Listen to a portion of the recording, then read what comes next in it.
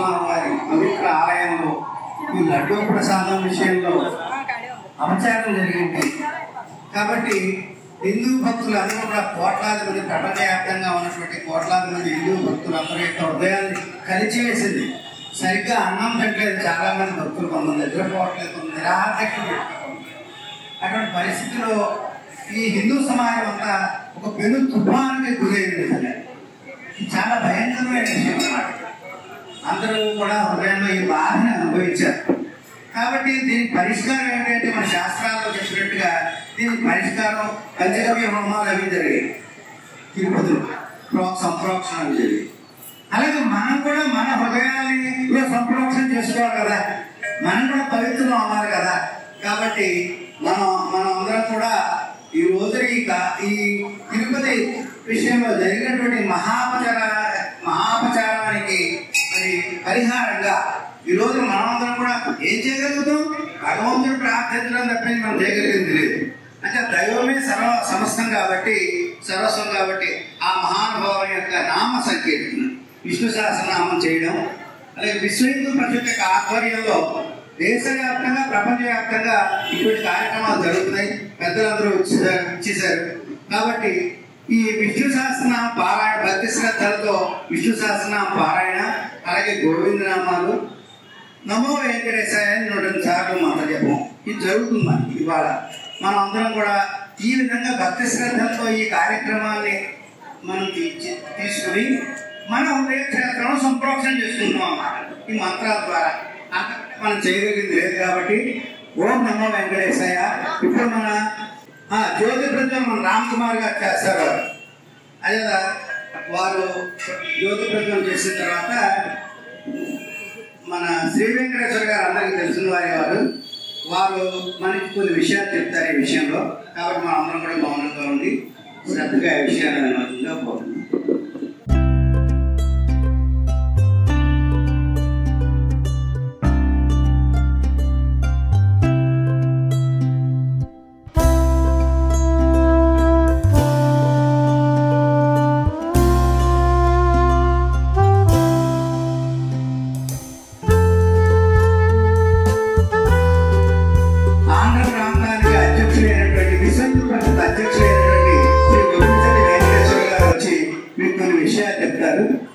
మూడుసార్లు ఓంకారం చెప్తాము.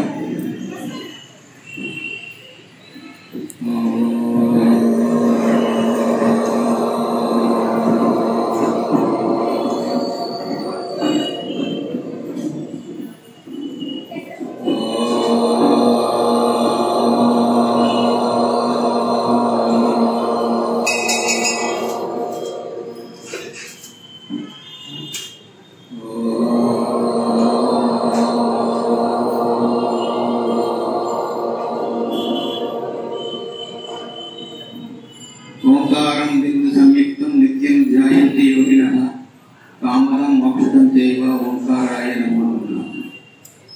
వినా వెంకటేశం ననాదో ననాదః సదా వెంకటేశం స్మరామి స్మరామి.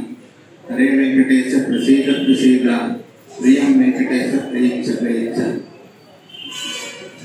కలియుగ దైవమైనటువంటి శ్రీ వెంకటేశ్వర స్వామి వారి యొక్క పవిత్ర పాదపద్మాలకు భక్తిపూర్వకంగా వినయపూర్వకంగా మనోవాక్కాయ కర్మలతో నమస్కరించుకుంటూ కార్యక్రమాన్ని ప్రారంభించే ముందు కొద్దిగా దానికి సంబంధించినటువంటి విషయాలు ప్రస్తావన చేయవలసినటువంటి ఆవశ్యకత ఉంది. కాబట్టి కేవలం 5 నిమిషాలు ప్రస్తావన చేసిన రోజు మన కార్యక్రమం కదా. ఈ కార్యక్రమంలో మన ఈ వెంకటేశ్వర పద్మావతి వెంకటేశ్వర ఆలయానికి ట్రస్ట్ చేయాలన్నటువంటి రామ్ కుమార్ గారు కూడా వచ్చి కూర్చున్నారు. ఈ కార్యక్రమంలో పాల్గొన్నటువంటి 90% మంది మాతృమూర్తులే కార్యక్రమంలో పాల్గొన్నారు. అందరికీ కూడా నమస్కారం, ధన్యవాదాలు తెలియజేస్తున్నాను. ఈ నెల 19వ తారీఖున మన రాష్ట్ర ముఖ్యమంత్రి గౌరవనీయులు నారా చంద్రబాబు నాయుడు గారు కూటమి ఎమ్మెల్యేలను ఉద్దేశించి మాట్లాడుతూ ఒక విషయాన్ని చెప్పారు. తిరుమల వెంకటేశ్వర స్వామి వారి లడ్డూలో బొడ్డు మాంసము పంది మాంసము, చేపల నూనె, ఇతర జంతువుల యొక్క కొవ్వు వీటన్నింటినీ కూడా కలిపి ఏదైతే ఆవు యొక్క నెయ్యితో తయారు చేసినటువంటి ప్రసాదం ఎంతో పవిత్రమైనటువంటి ప్రసాదంగా మనం భావిస్తాము. భగవంతుని దర్శనమైనా అవ్వకపోయినా పర్లేదు, కానీ ప్రసాదం మటుకు ముందు తీసుకోవాలి. అటువంటి తపన తాపత్రయం భారతదేశంలోనే కాకుండా ప్రపంచవ్యాప్తంగా ఉన్నటువంటి హిందూ సమాజాన్ని అందరికీ కూడా అటువంటి ఇష్టం ఉన్నదన్నమాట. కృతేత్వ నారసింహభూత్ త్రేతాయాం రఘునందన ద్వాపరే వాసుదేవస్య కలో వెంకటనాయక. కలియుగంలో దైవం ఎవరంటే సాక్షాత్తు వెంకటేశ్వర స్వామి. అటువంటి వెంకటేశ్వర స్వామికి జరిగినటువంటి అపచారం జరిగింది ప్రసాదంలో అనేటువంటి వార్త వచ్చిన వెంటనే వారు కూడా అంతలాగా ఊహించుండరు. భారతదేశంలో ఉన్నటువంటి హిందూ సమాజమే కాకుండా ప్రపంచవ్యాప్తంగా ఉన్నటువంటి 120 కోట్ల మంది హిందువులు కూడా అత్యంత క్షోభకు గురయ్యారు. ఎందుకంటే మనలో ఏ దేవాలయం ప్రసాదంలో తీసుకుని ఉండకపోవచ్చు, కానీ వెంకటేశ్వర స్వామి యొక్క ప్రసాదం తీసుకున్న వాళ్ళు ఎవరు కూడా లేరు. అంటే ఈ పాపంలో మనం కూడా భాగస్వాములు అయ్యాం. కొంతమంది అడుగుతారు, మనకేంటండి, మనం పాపం ఏం చేశాము, వాళ్ళు ఎవరో తయారు చేశారు, వాళ్ళు ఎవరో ఆర్టించారు, వాళ్ళు ఎవరో శాంక్షన్ చేశారు, వాళ్ళు ఎవరో కమిషన్ల కోసమనో దేనికోసమో హిందూ ధర్మాన్ని కించపరచడం కోసమనో కూడా చేశారు. మనదేంటి ఇందులో పాత్ర అంటే మనది కూడా పాత్ర ఉంది. ఎందుకంటే ఆ ప్రసాదాన్ని మనం తినడమే కాకుండా ఇంటికి వచ్చిన తర్వాత పని కట్టుకుని అందరిళ్ళకి పంపించి అందరితో కూడా తినిపించాము. ఆ పాపం మనకుంది. ఎందుకంటే మన శాస్త్రంలో ఏం చెప్తారంటే కర్త కార్యత సేవ ప్రేరక అనుమోదిత పుణ్యకార్య పాపకార్యే చతుర సంపాదన. చేసేవాడు, చేయించేవాడు, ప్రేరణ ఇచ్చేవాడు, ఆమోదించేవాడు, వీళ్ళందరూ కూడా ఒక పుణ్యకారమైన ఒక పాపకారమైన అందులో భాగస్వామ్యమే. ఇప్పుడు ఇక్కడ జరుగుతున్న కార్యక్రమం పుణ్య కార్యక్రమం. ఈ పుణ్య కార్యక్రమంలో వీళ్ళందరూ కూడా భాగస్వాములు. అదేవిధంగా మన కళ్ళ ముందే ఒక గోవును చంపుతున్నారు, మనమేం మాట్లాడము, మన దాకా మనం వెళ్ళిపోతాం, మనకేం సంబంధం లేదని. ఆ గోవుని చంపినటువంటి పాపంలో కూడా మనం భాగస్వాములమే. అంతేత ఆ పాప పరిహారం కోసం ఏదో ఒక ప్రక్రియ చేయాలి. శాంతియుతమైనటువంటి ప్రక్రియ నిరసన. విధంగా మనం నిరసన తెలియజేస్తున్నాము. దానిని ఆధ్యాత్మిక పరంగా, శాంతి పరంగా మనం చేస్తున్నాం అన్నమాట. భారతదేశాన్ని బ్రిటిష్ వాళ్ళు పరిపాలించినప్పుడు 1817 సంవత్సరంలో ఈస్ట్ ఇండియా కంపెనీ వాళ్ళు హిందూ దేవాలయాల మీద చట్టాన్ని తీసుకొచ్చారు. ఆ చట్టాన్ని తీసుకొచ్చి హిందూ దేవాలయాలన్నింటినీ వాళ్ళ యొక్క ఆధీనంలో తీసుకున్నారు. అప్పట్లో హిందూ దేవాలయానికి చాలా సంపద ఉండేది. ఎందుకంటే మన భారతీయ రాజులు అనేటువంటి వజ్ర వైడూర్యాలు, రత్నాలు, అనేకమైన ఆస్తులు, ధనము అనేక రూపాల్లో భగవంతునికి సమర్పించుకున్నారు అన్నమాట. దాన్ని చట్టం తీసుకొచ్చి ఒక 20 సంవత్సరాల పాటు ఆ చట్టం నుంచి దేవాలయంలో ఉన్నటువంటి సంపదనంతా కూడా బ్రిటిష్ తీసుకుని వెళ్ళిపోయారు. తర్వాత చట్టాన్ని రద్దు చేశారు.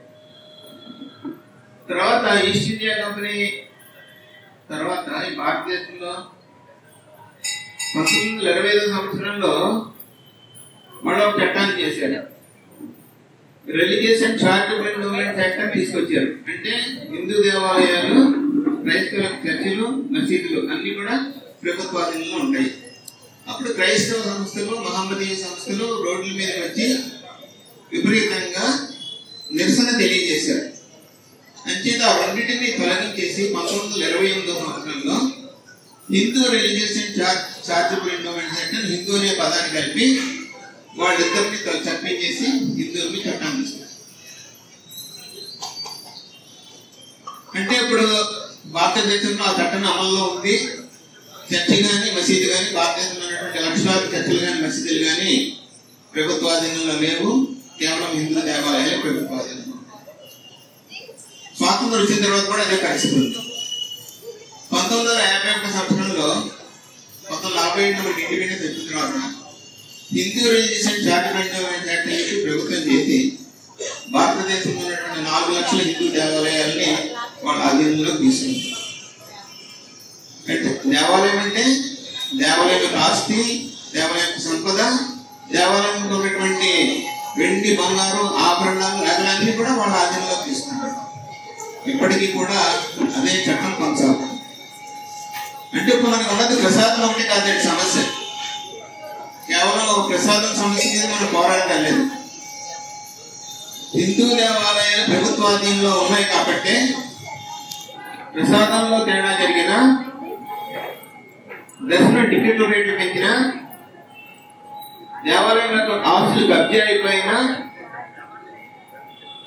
అనేకమైనటువంటి ఏదైతే ఉన్నదో కూడా జరుగుతున్నదో నష్టం అదంతా కూడా ప్రభుత్వ ఆధీనంలో ఉండటంలో జరుగుతుంది. హిందూ దేవాలయాల్లో ప్రభుత్వ ఆధీనంలో ఉండటం వల్లనే హిందువులు కానిటువంటి వాళ్ళు టీటీడీ చైర్మన్ అవుతున్నారు, హిందువులు కానిటువంటి వాళ్ళు టీటీడీ ఈవో అవుతున్నారు, హిందువులు కానిటువంటి వాళ్ళు పెద్ద పెద్ద దేవాలయాలు అనేటువంటి కీలకమైనటువంటి పదవుల్లో ఉంటున్నారు. ఎందుకంటే ప్రభుత్వం ఆధీనంలో ఉన్న కారణం చేత జరుగుతున్నాయి. అంటే మన డిమాండ్ ఏంటంటే ఇప్పుడు హిందూ దేవాలయాలు ఏ విధంగా అయితే క్రైస్తవులు మహమ్మదీయుల చర్చిలు మసీదులు వాళ్లే నిర్వహించుకుంటున్నారో, హిందూ దేవాలయాలు కూడా హిందువులే నిర్వహించుకుంటారు. ఆ దేవాలయం మాకు అప్పచెప్పండి అనేటువంటి డిమాండ్ తోటి, ఈ డిమాండ్ ఉంటుంది కాదండి, గత 100 సంవత్సరాలుగా ఉన్నటువంటి డిమాండ్ ఇప్పుడు పరిపక్వత వచ్చింది. వెంకటేశ్వర స్వామి దాని సమయాన్ని సరైన సమయాన్ని మనకి ఇచ్చారన్నమాట. దీన్ని మనం సద్వినియోగం చేసుకుని భారతదేశం అంతా కూడా మొత్తం దేశవ్యాప్తంగా ఈ నెలలో ఒక 4-5 రోజుల్లో మహాధర్నా అనేటువంటి కార్యక్రమం చేస్తున్నారు. అన్ని దేశంలో ఉన్నటువంటి అన్ని రాష్ట్ర రాజ్యాల్లో కూడా జరుగుతున్నాయి. మన ఆంధ్రప్రదేశ్ లో మటుకు అన్ని జిల్లాల్లో కూడా జరుగుతాయి. ఈ నెల 28 కానీ 30 కానీ జరుగుతుంది.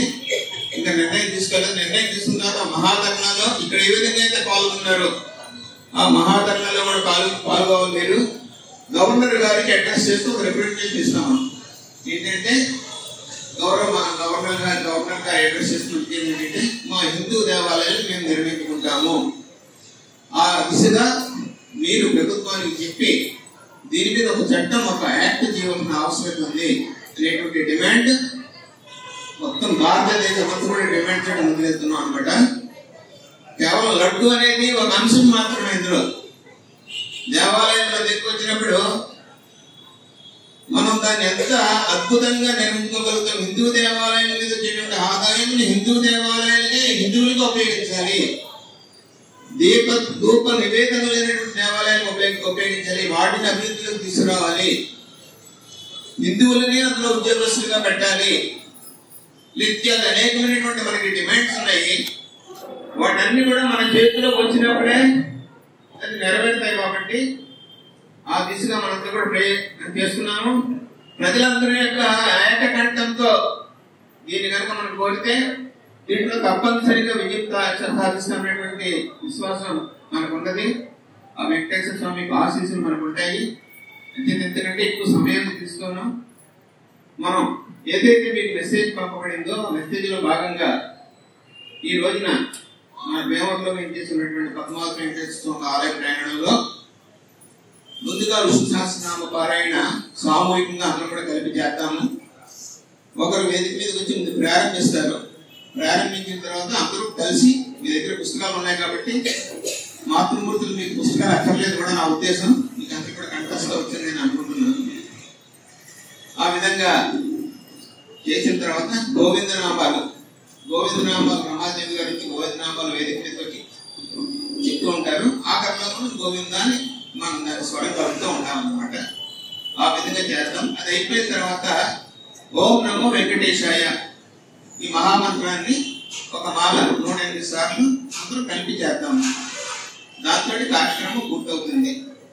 మీ అందరికీ కూడా తనకు మెసేజ్ పంపబడుతుంది. మహాదానికి సంబంధించినటువంటి ఆ ధర్నాల్లో కూడా పాల్గొని మన దేవాలయ విముక్తి, మన దేవాలయ పవిత్రత కాపాడడం కోసం మనందరం కూడా ఏకకంఠంతో పోరాడవలసినటువంటి ఆవశ్యకత ఉందని తెలియజేస్తూ మీ అందరికీ కూడా ఈ కార్యక్రమంలో పాల్గొన్నందుకు నమస్కారాలు తెలియజేస్తూ